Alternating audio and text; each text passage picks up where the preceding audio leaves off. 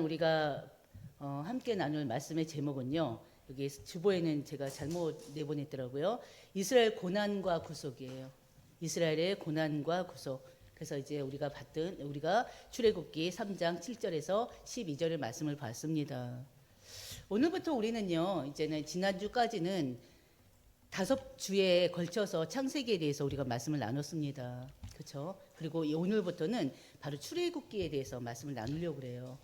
출애굽기를 세 단락으로 볼 거예요.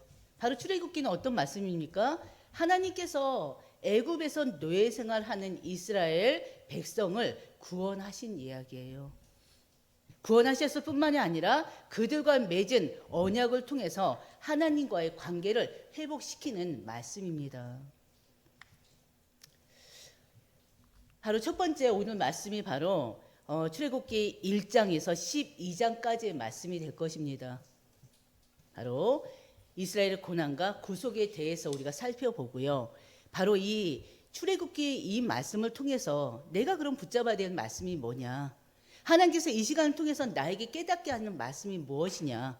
그거를 또 언약으로 붙잡는 시간 되시기를 주의 이름으로 축원드립니다. 이 출애굽 사건은요. 약 한 BC 기원전 한 15세기 경으로 우리가 이 학자들이 이렇게 보고 있습니다. 개혁주의나 그쪽에서 이렇게 보고 있어요. 이 개중에서는 뭐 13세기로 보기도 하는데요. 거의 대부분은 15세기에 바로 BC 1446년경의 사건으로 보고 있습니다. 바로 이스라엘 백성이 애굽에서 노예 생활을 하던 그 시기를 배경으로 하고 있죠. 그럼 첫 번째 우리가 나눌 말씀이 뭐냐면요. 이스라엘의 고난이에요. 바로 1장 말씀을 통해서 우리가 이스라엘 고난에 대한 말씀을 나누려고 합니다. 그리고 그 첫 번째는 하나님의 약속대로 이스라엘 민족이 애굽 땅에서 큰 민족을 이루었다. 출애굽기 1장 7절을 보면요. 이스라엘 자손은요. 생육하고 불어나 번성하고 매우 강하여 온 땅에 가득하게 되었더라 그랬어요. 바로 출애굽기는 창세기와 연결되죠. 우리 출애굽기 1장 1절을 보면요. 바로 또 이제 그 야곱의 그 가족의 이야기 나옵니다. 요셉이 애굽의 총리로 있을 때 야곱의 가족이 몇 명? 70여 명이 바로 애굽으로 이주했습니다. 그리고 요셉이 총리 때로부터 따지면은 430년을 바로 이 이스라엘 백성들이 애굽에서 있었어요. 그리고 또 중요한 것은 그러니까 요셉 말고 요셉의 아버지 야곱이죠. 야곱이 그 형제들과 함께 70여 명으로 애굽으로 이주해서 산 기간은 400년으로 볼 수 있습니다. 요셉이 30세 되던 때, 그렇죠? 그래서 하나님의 약속대로요. 이스라엘 민족은 애굽 땅에서 큰 민족을 이루게 됩니다. 바로 창세기 12장 2절의 말씀이죠. 바로 내가 너로 큰 민족을 이루고, 우리가 지금 창세기 말씀만 보더라도 하나님은 언약을 이루시는 하나님이신데 바로 창세기에 이미 구약 시대 때 하나님께서 약속하신 그 말씀이 계속 이루어지고 있어요. 그리고 또 신약 시대에 말씀이 다 구약에 예언한 말씀들이 이루어진 것이고요. 우리가 요한복음을 보면서도 알 수가 있잖아요. 창세기를 보면서는 예언하신 말씀을 우리는 또 봤었죠. 그리고 창세기 15장 13절에 보면은요. 넘겨주세요. 창세기 15장 13절을 보면요. 다 같이 보겠습니다. 내 자손이 이방에서 객이되어 그들을 섬기겠고 그들은 400년 동안 내 자손을 괴롭게 하리니. 이게 바로 창세기 15장 13절 말씀입니다. 바로 이 말씀대로 이스라엘 백성들이 애굽에서 고난의 시간이 시작됩니다. 바로 언제부터요? 두 번째, 요셉을 알지 못하는 새 왕이 일어나면서 새 왕조가 시작되면서 이스라엘 민족이 이제는 고난의 세월을 시작하게 됩니다. 이스라엘 자손들을요, 애굽으로 이끄셨던 하나님께서는요, 그들을 고센 땅에서 살게 하셨잖아요. 그 고센 땅에서 이스라엘 백성들은 엄청나게 번성했습니다. 그리고 이제는 그 고센 땅이 비좁을 만큼 큰 민족으로 또 성장까지 했어요. 근데 시간이 지나면서 요셉을 알지 못하는 새 왕이 일어나면서 이스라엘 민족에게 바로 고난을 주기 시작합니다. 그 이유가 바로 뭡니까? 출애굽기 1장 7절이에요. 우리 같이 보겠습니다. 뒤쪽을 열어주세요. 그 앞에 있었나? 저거 우리가 좀 아까 말씀드렸던 것처럼 이스라엘 자손이 생육하고 불어나서 번성하고 매우 강하여서 온 땅에 가득 차게 된 거예요. 어떻게 보면 이스라엘 민족이 이방인들이잖아요. 애굽에서는 이방인들이 와가지고 고센 땅에 살게 했더니 거기서 생육하고 번성하면서 아주 강해져가지고 온 땅에 가득 차게 됐던 것입니다. 그것을 바로 이제는 새 왕 바로 왕이 거기서 위기의식을 느꼈어요. 이스라엘 백성이 번성하고 강해지는 것을 두려워하게 됐습니다. 그래서 바로 이 두려움이 결국에는 이스라엘 백성들을 억압하게 된 것입니다. 애굽 왕의 억압 속에서요, 이스라엘 백성들은 강제로 노역을 하게 됩니다.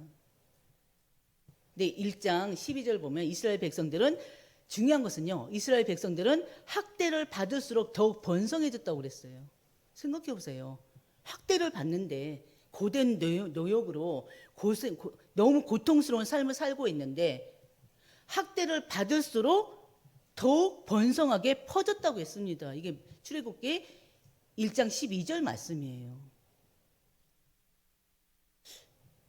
우리가 이 말씀을 통해서 알 수 있는 것은요, 고난은 어떻게 보면 이스라엘 백성들을 더욱 강하게 만들었던 결과라고도 볼 수가 있습니다.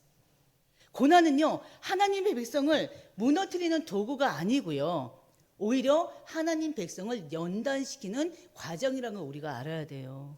여러분에게 고난 오잖아요. 생각하지도 못했던 고난이 오잖아요. 그 고난이 올 때 진짜 하나님 바라보시길 바랍니다.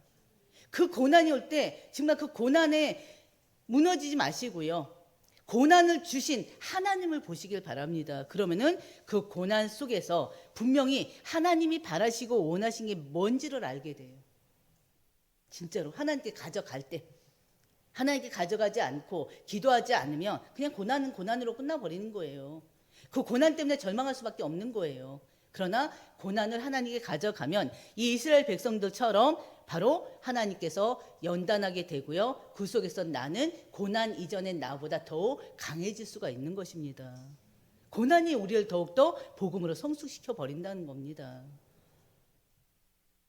바로왕은요, 이스라엘 백성들에게 무거운 짐을 지워서 괴롭게 합니다. 그리고 바로를 위해서 애굽에 바로 고대 도시인 국거성 비돔과 그리고 라암셋을 건축하게 합니다. 국거성 비돔과 라암셋은요, 바로 고대의 도시예요, 도시. 이집트의 도시예요. 거기에 그 옛날에는 바로 그 고대에는 바로 수도이기도 했습니다. 비돔과 라암셋은요, 애굽 왕이 만든 물질적 세상의 상징이기도 합니다. 하나님 백성이 우상 나라의 번영을 위해서 어떻게 보면은 지금 그 우상의 나라를 위해서 지금 어떻게 하고 있습니까? 지금 도구로 쓰이고 있는 거예요.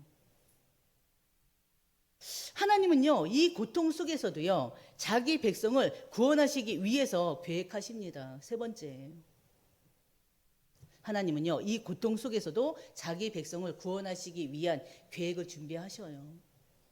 성경에서 애굽은요, 여러분들이 예전에 계속 들으셨을 거예요. 애굽은요, 흔히 악의 세력을 지배하는 세상을 상징합니다.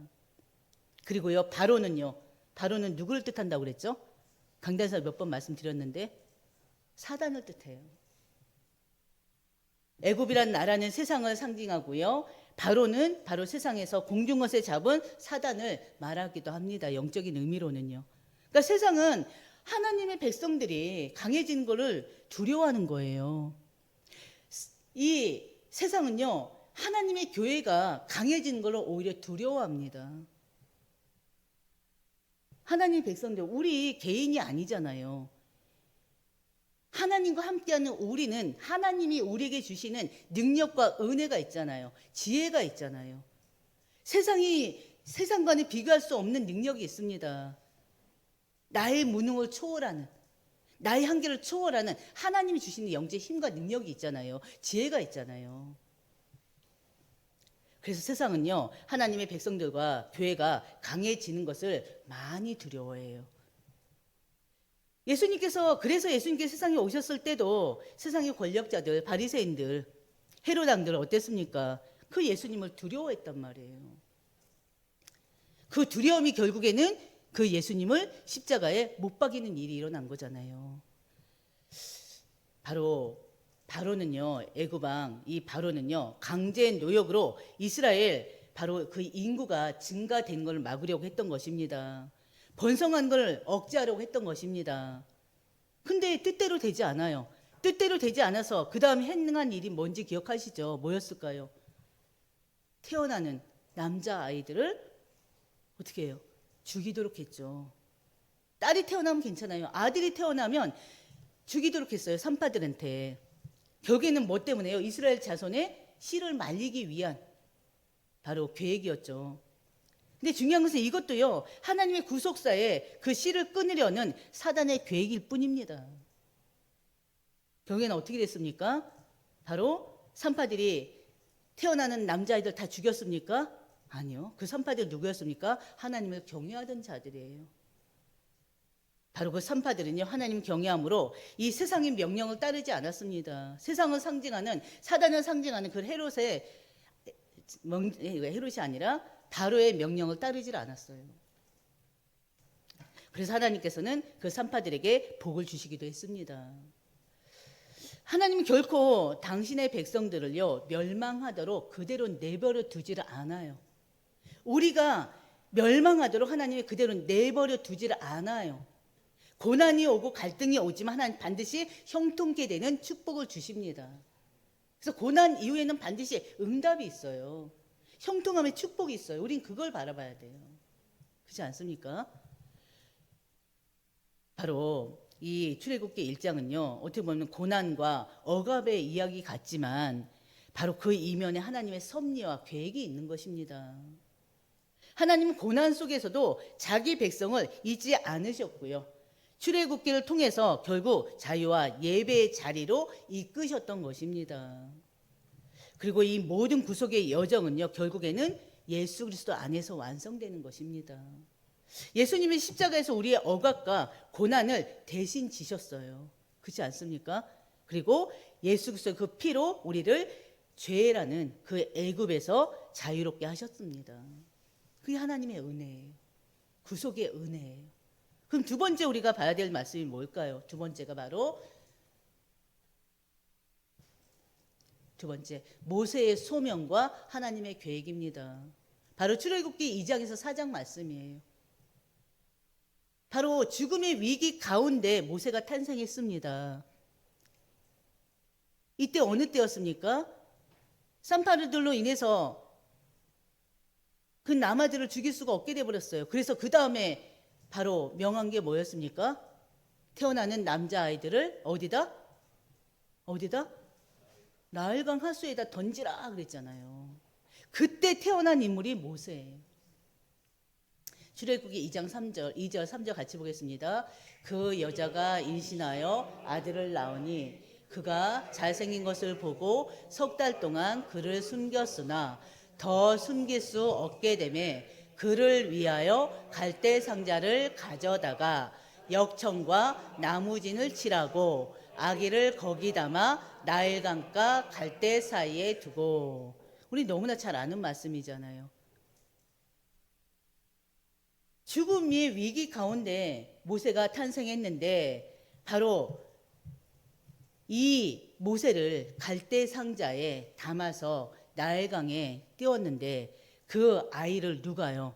바로의 딸 공주가 건졌잖아요. 그래서 모세라는 그 이름의 뜻이 뭐라고 그랬어요? 건져내다, 그 뜻이라고 그랬잖아요. 바로 히브리 남자아이들 죽이라고 했을 때 태어난 아이가 바로 모세예요. 모세는 죽음의 위기 가운데 놓였는데요. 어떻게 보면은 그 부모의 지혜로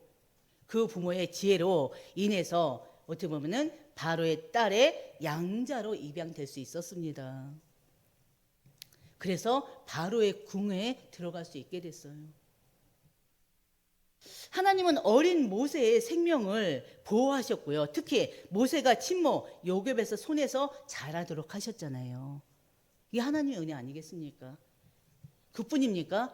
바로의 궁전에서요, 애굽의 문화와 지식 그리고 모든 기술을 또 배우게 하셨습니다. 이 모든 것이 정확한 하나님의 섭리였어요.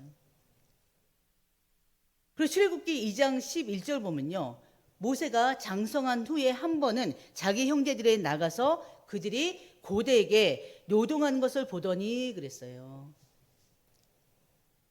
이 모세는요, 어머니를 통해서 자기가 누군지를 이미 들었어요. 자신의 백성이 히브리인이라는 거, 히브리 민족이라는 거, 자기 민족이 히브리 민족이라는 거 배웠어요. 알았어요. 자신이 하나님의 아들인 것도 알죠. 그래서 이제 나이가 들어서 이제 자기 형제들이 어떻게 생활하나 보려고 나왔는데, 바로 자기 형제들이 어떻게 해요? 고대에 노동할 뿐만이 아니라 애굽의 감독관들이 그 노동하는 그 자신의 형제들을 함부로 하는 거예요. 채찍질하고요. 그걸 보고 속에서 올라왔던 것이죠. 분노가 일어난 거죠. 그래서 모세는 자기 민족에 대한 연민과 그 사명감으로 바로 동족이 고통당하는 것을 보고 애국 감독을 쳐 죽였어요. 그게 문제가 돼버렸습니다. 어떻게 보면 동족을 사랑하는 마음은 있었고 연민하는 마음은 있었는데, 그 사명감을 품고 이제는 그 동족에 대한 마음을 가지고 나갔는데, 중요한 것은 방법이 잘못된 거죠. 그래서 바로 이 애굽의 감독을 쳐준 것 때문에 미디안 광야로 도망갈 수밖에 없게 됐습니다. 이제 도망자 신세가 된 거예요. 거기서 미디안 제사장 이드로의 딸 시보라와 결혼을 하죠. 그리고 모세가 미디안 광야에서 그러는 동안에 이스라엘 백성들은요, 그 애굽의 압제로부터 너무나 고통 가운데 있고 그 속에서 하나님께 부르짖게 됩니다. 그 부르짖음을 하나님이 들으셔요. 그래서 두 번째, 하나님은 모세를 부릅니다. 모세를 불러서요, 바로 이스라엘을 구원할 그런 사명을 맡기십니다. 출애굽 3장 2절 같이 보겠습니다. 여호와의 사자가 떨기나무 가운데로부터 나오는 불꽃 안에서 그에게 나타나시니라. 그가 보니 떨기나무에 불이 붙었으나 그 떨기나무가 사라지지 아니하는지라. 아멘. 모세는요, 어떻게 보면 지금 도망자 신세예요. 근데 하나님께서 그 모세를 부르십니다. 뭐 하라고요? 이스라엘 백성들의 그 고통 소리를, 그 고통에서 벗어나게 하시려고 바로 모세를 그 이스라엘 백성들 구원할 그런 사명을 주십니다. 이 떨기나무는요, 불에 타지 않음으로써 하나님의 임재와 은혜를 상징하는 거예요. 생각해 보세요. 호렙산이에요. 그 안에 떨기나무가 있어요. 근데요, 다른 데는 타질 않아요. 이 떨기나무에 불이 붙었으나 그 떨기나무가 사라지지 않으한지다 그랬어요. 불이 붙었으면 어떻게 됩니까? 타서 없어져야 되잖아요. 근데 불은 계속 붙어가지고 이렇게 활활 타고 있는데 그 떨기나무 사라지지 않아요. 바로 하나님의 임재를 상징하는 것입니다. 하나님의 은혜를 지금 말하고 있는 것입니다. 바로 무가치한 떨기나무가요, 하나님의 임재로 인해서 거룩한 자리가 된 것처럼 하나님은요, 바로 모세와 우리를 부르십니다. 모세만 부르는 게 아니에요. 우리를 부르셔요. 뭐 하라고요? 구원하라고요. 누구를요? 저 불신자, 저 세상에서 하나님을 알지 못하고 육신의 정욕 가운데 빠져 사는 저들, 죄 가운데 빠져 사는 저들에게 지금 하나님 말씀을, 이 복음의 말씀을 전해서 그들을 구원해내라고 저희들을 부르셨어요. 저희들 모두는 부름받은 하나님의 자녀들입니다. 부름받은 주님의 일꾼들, 제자들입니다. 3장 7절에 10절 보면요, 나는 내 백성의 고통을 보고 내가 너를 바로에게 보내어 너에게 내 백성 이스라엘 자손을 애굽에서 인도하여 내게 하리라 그랬어요.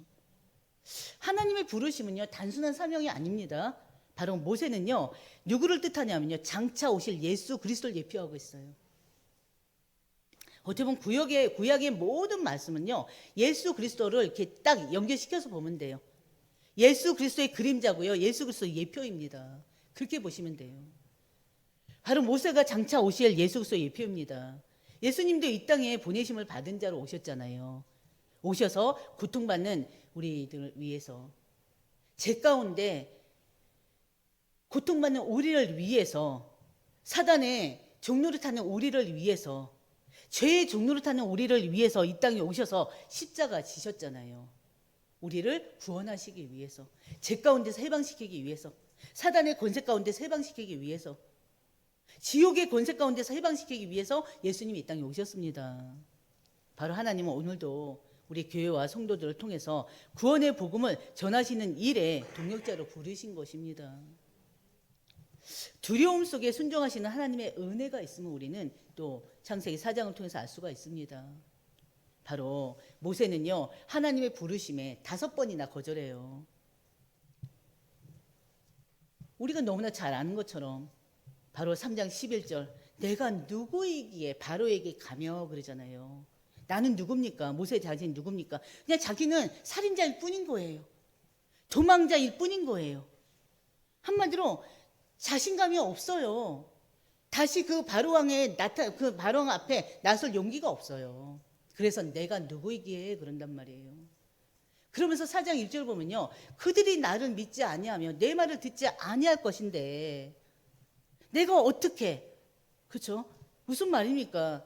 어찌 보면은 자신의 말을 듣지 않을 그 불신에 대한 두려움을 가지고 있는 것입니다. 그럼 세 번째, 4장 10절에 나는 말을 잘하지 못하는 자입니다. 어찌 보면은 자신의 능력이 없다. 나는 무능력합니다. 자신의 능력 없으면 지금 하나님 앞에 호소하는 거예요. 그래서 네 번째 뭐라고 합니까? 4장 13절, 보낼 만한 자를 보내소서. 끝까지 자신은 할 수 없다고 지금 회피하고 있어요. 그러니까 하나님 진노하셨죠. 네 입을 누가 만들었느냐 진노하셨죠.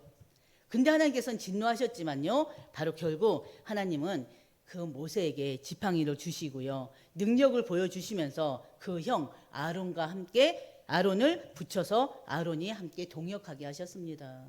그게 하나님 방법이에요. 나 못합니다. 그래, 너 안 된다. 너 능력 없어서 안 된다. 너 무지해서 안 된다. 그러지 않아요. 내가 너를 들어 쓰시겠다는 거예요. 무지한 우리를, 연약한 우리를 들어 쓰시겠다는 거예요. 그래서요, 결국에는 이 모세가 5번 거절한 것은요, 어떻게 보면 하나님 부르심 앞에 선 우리의 모습이기도 합니다. 우리의 연약한 모습이기도 합니다. 우리는 하나님 부르심에 연약해요. 두려워해요. 하나님께 하신다는데, 하나님께서 하신다는데. 그래서 우리는 모세의 모습을 보면서 우리 자신의 모습을 볼 수 있을 것입니다.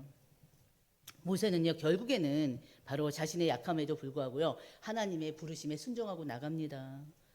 하나님 모세를 통해서 이스라엘을 구원할 계획을 이미 세우고 계셔서, 그래서 출애굽기 3장 23장 12절 보면 하나님 모세에게 내가 너와 함께 하겠다 하고 약속하셨습니다. 이 약속은 모세뿐만이 아니라 우리에게 약속하시는 거예요. 내가 너와 함께 하겠다. 내가 너와 함께 하면서 지혜를 주겠다. 내가 너와 함께 해서 능력 주겠다. 그러니까 우리가 살아가는 것이 결국에는 내 능력이 아닌 거예요. 우리가 복음을 전하고 이렇게 신앙생활하는 것이 내 능력이 아닌 거예요. 하나님의 함께 하심을 통해서 이루어진 일들입니다. 기억하시길 바랍니다. 우리는 늘 부족해요. 그것 때문에 하나님의 부르심에 회피를 합니다. 우리가 이사야서 말씀 보면 그렇잖아요. 내가 누구를 보냈고, 그럴 때 이사야가 뭐라고 했어요? 나를 보내소서. 나를 보내소서.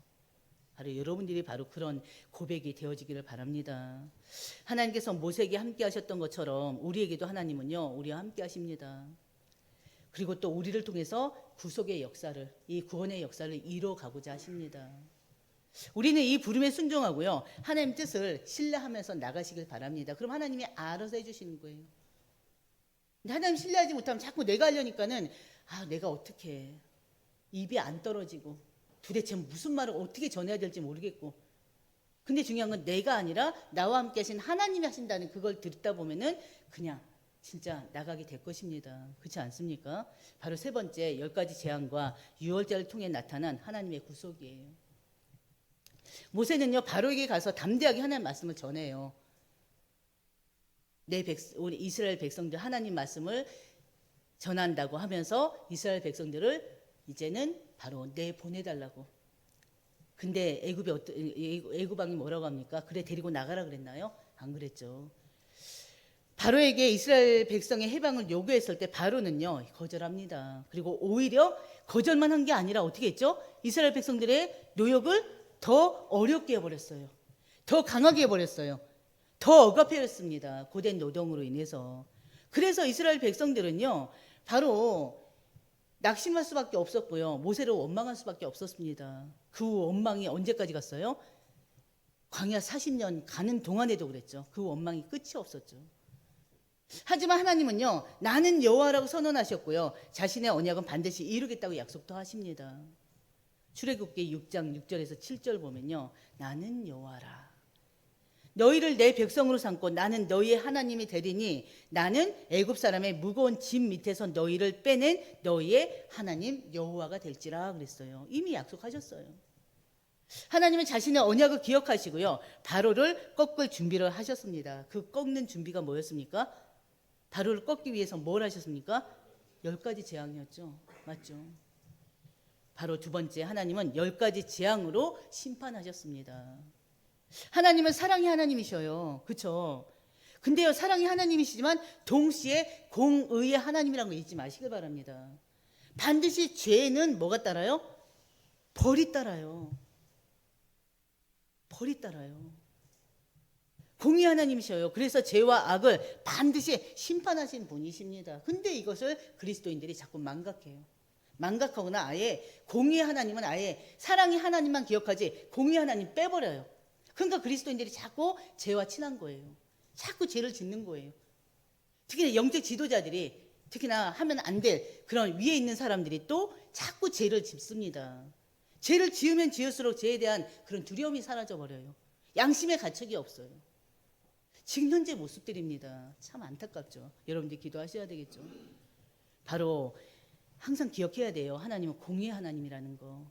죄와 악은 반드시 심판하시는 하나님이라는 걸 기억해야 됩니다. 하나님은 애굽에 10가지 재앙을 보내시면서요. 그 재앙을 통해서 바로와 애굽 사람들에게 하나님 자신의 권능을 보여주셔요. 그렇죠. 하나님께서 이스라엘 구속하기 위해서 준비하신 것입니다. 10가지 재앙은요.